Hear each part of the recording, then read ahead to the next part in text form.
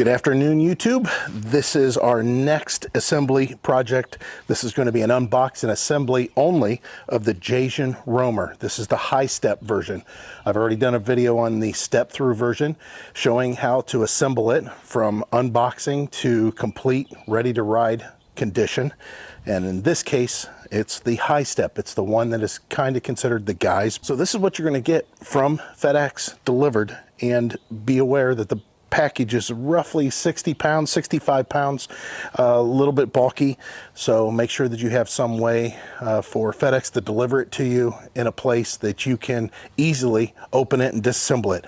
My FedEx guy usually delivers it back here near the garage. So let's go ahead and get it unboxed. Once you have the top opened, the first thing you want to do is remove this package right here and go through the contents. So let's go do that and show you what comes in here. So carefully open this up. You can see I'm using a knife here, but I'm barely scoring it. And inside you're going to find some of the components that are going to be needed, or the tools that are needed to install it or put it together. So in this case we have 2 open-end wrenches. The sizes on these are metric 8, 10, 13, and 15. You have a slew of Allen wrenches, which you'll use those quite a bit to tighten a lot of the stuff. There is a steering plug for a finished look. I'll show that to you a little bit later. And then we have wire ties to keep the wire management looking a little bit neater. Also inside, you're going to find a pedal set, and there's going to be a left and a right. They're marked by these decals, and you got to be careful.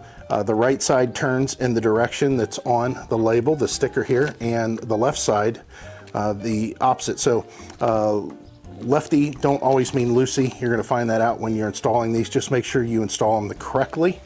You're going to find what they call a skewer.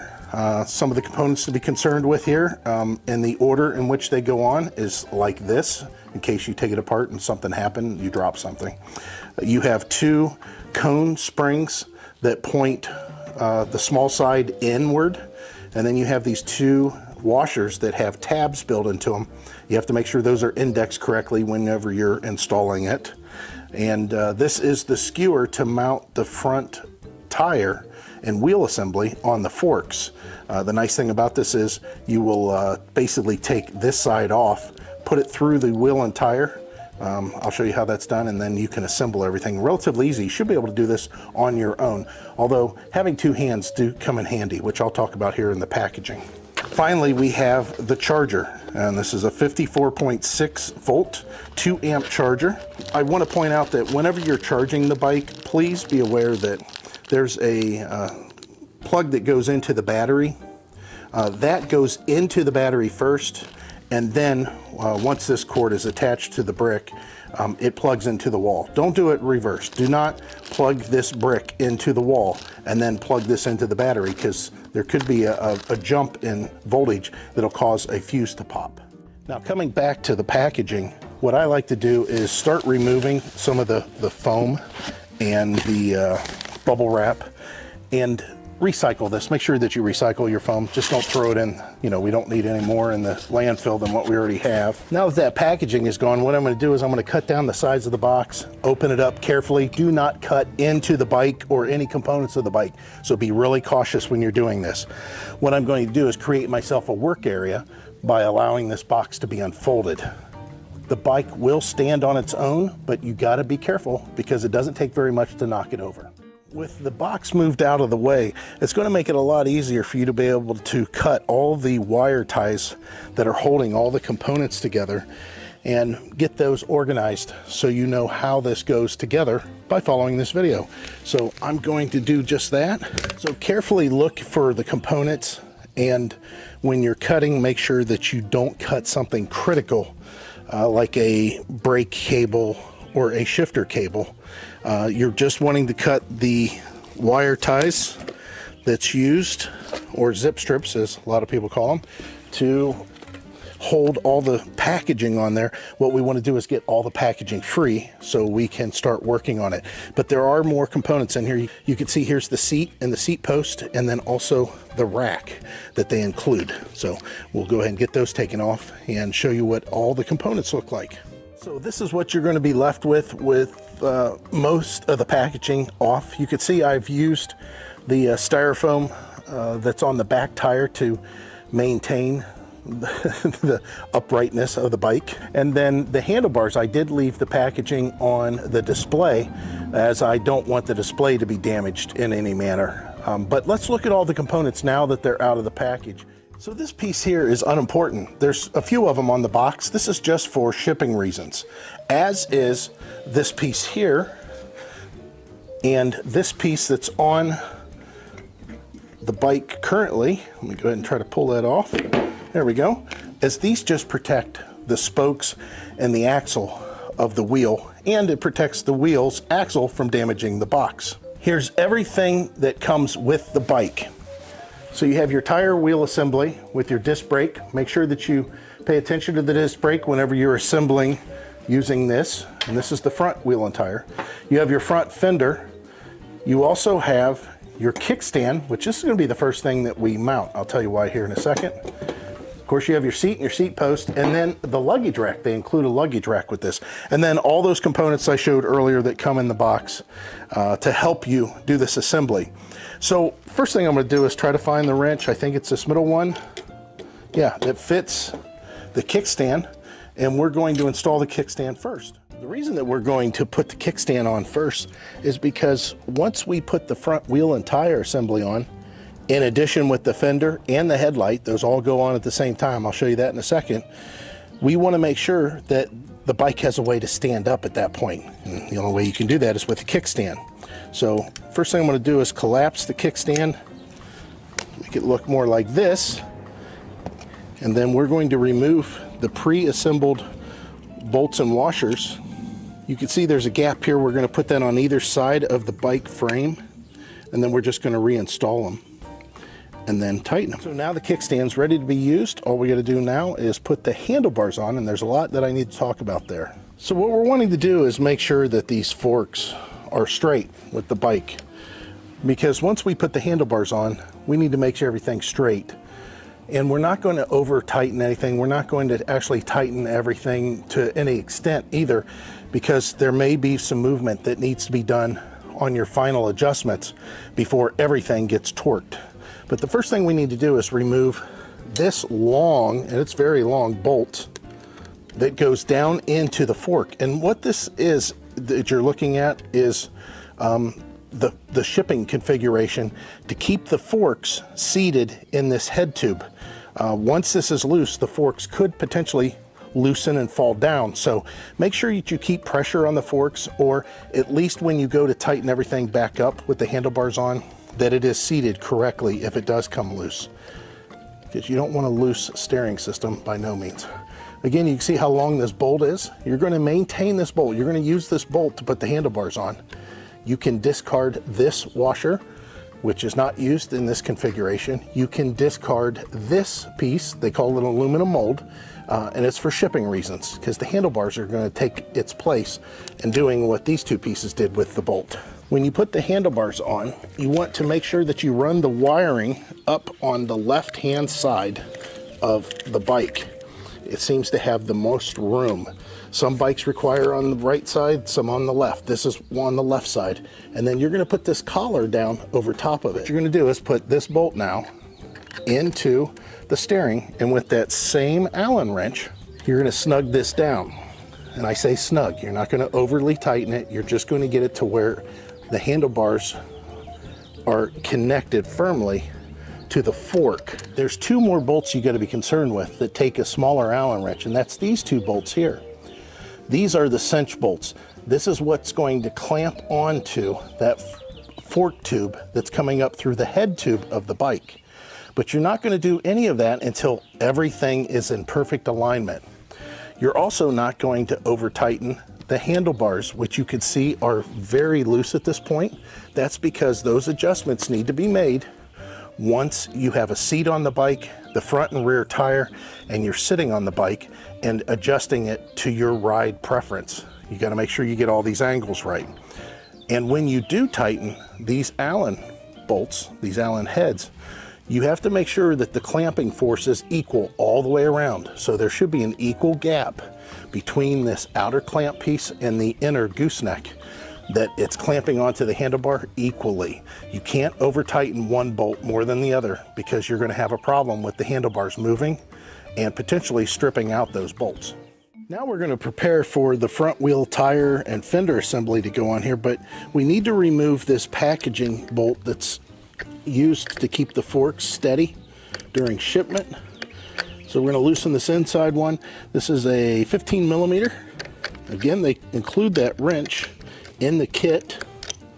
Go ahead and loosen that, and loosen this one a little bit further, and then we'll loosen these outer ones. And again, this is just for shipping reasons only. There's no other purpose for this bolt, so once this is off, you can discard it.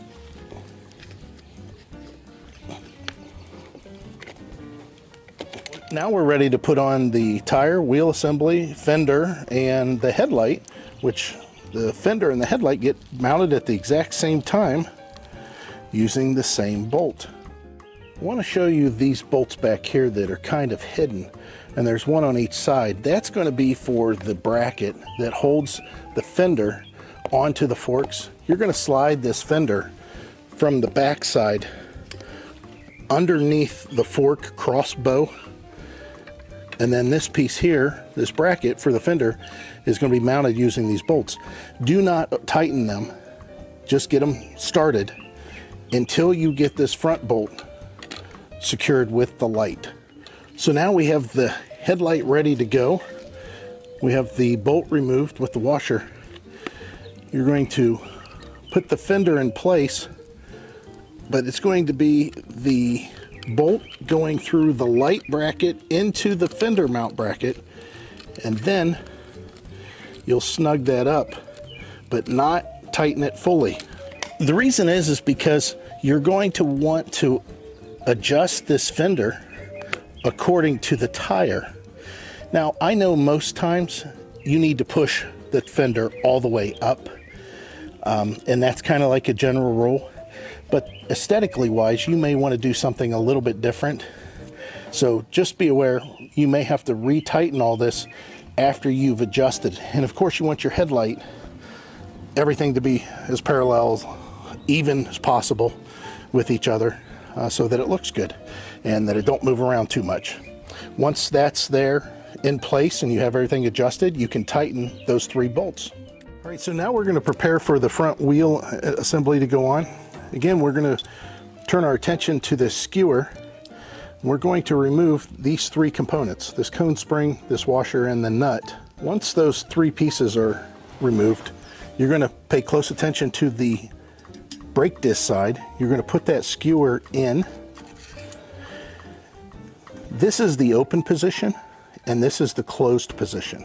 So whenever you are assembling this, you want it to be in the open position until it's time to tighten everything down. Once this is through, you need to compress it just slightly, and at that point you want to put the cone spring with the small side in, your washer with the tab in, and then the nut, and you want to go ahead and just give it a few little turns, just about that. You don't want it to be any more tight than that, because you need to get it onto the forks. All right, this is the time that you call your wife and say, hey, I need your help out here. Or if you think you can do it yourself, you can do it yourself. What I'm doing is positioning myself to lift this up in the air. And when I do, I'm going to try to place the disc brake in the slot for the disc brake caliper. At the same time, I'm going to be lining up the skewer with the bottom of the forks. So let me show you what it should look like.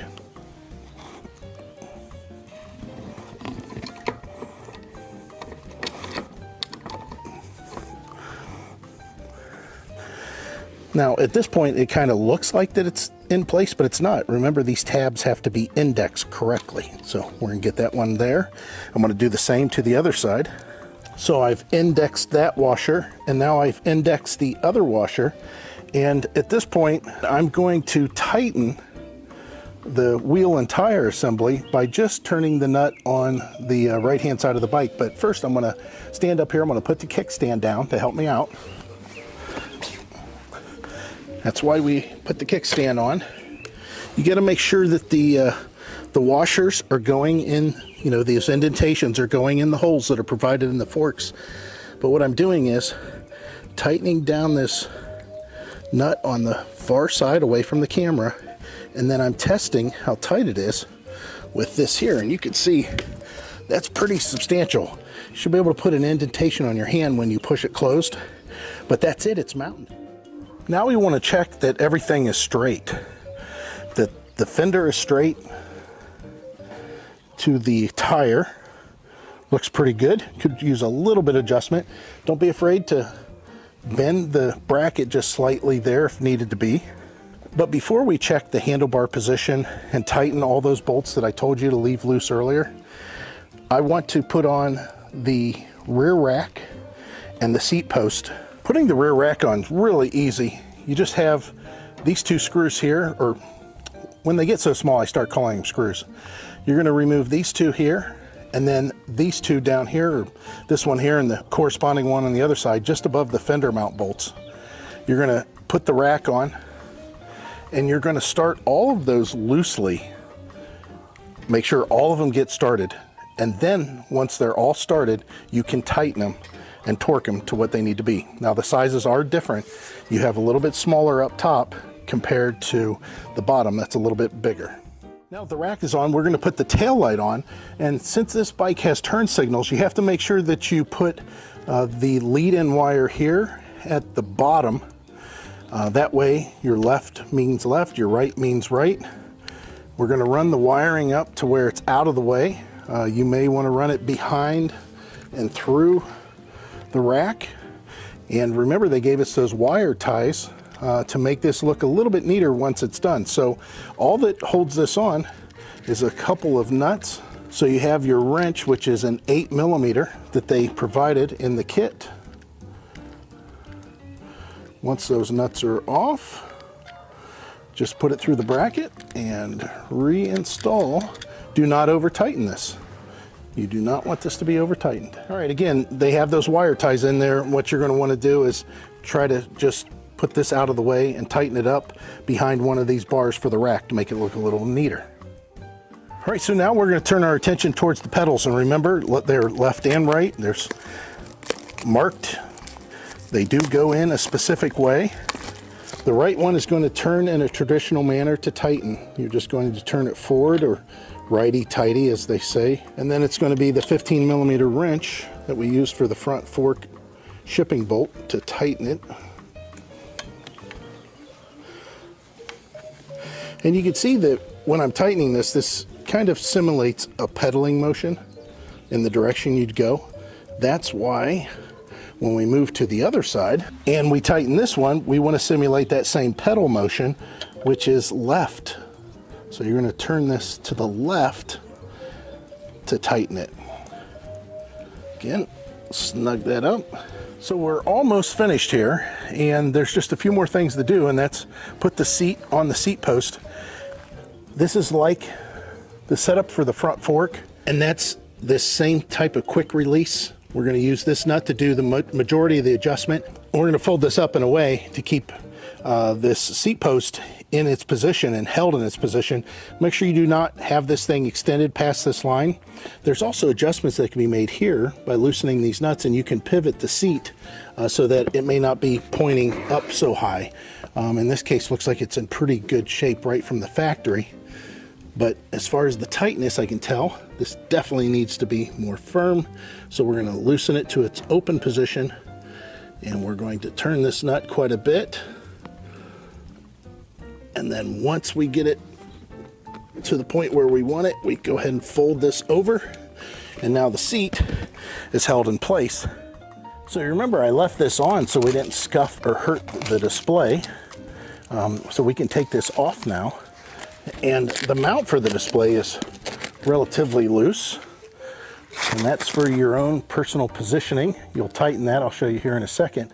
But the first thing we want to do is get everything straight. So when the wheel and the tire are straight with the frame, we need to make sure the handlebars are straight also, so that what you're doing with the handlebars matches what the tire is doing. So the first thing we're going to do is stand the bike upright, and we want to position the handlebars to be perfectly lined up with the tire. The first thing you want to do is tighten this bolt here, and that's to pull the fork.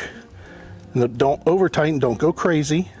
You don't want to strip anything out or break anything, but you want to make sure that it's tight and straightened out. Looks pretty good there. Now you can tighten the cinch bolts or the clamp bolts.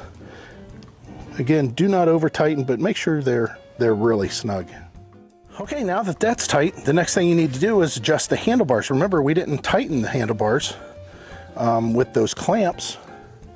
We just kind of loosely put it in there, and you want to get the correct position when you're sitting on the seat that's comfortable for you to be able to pull the brakes and hit the throttle and do your shifter. The display moves by itself, so don't really worry about that. We'll tighten that separately.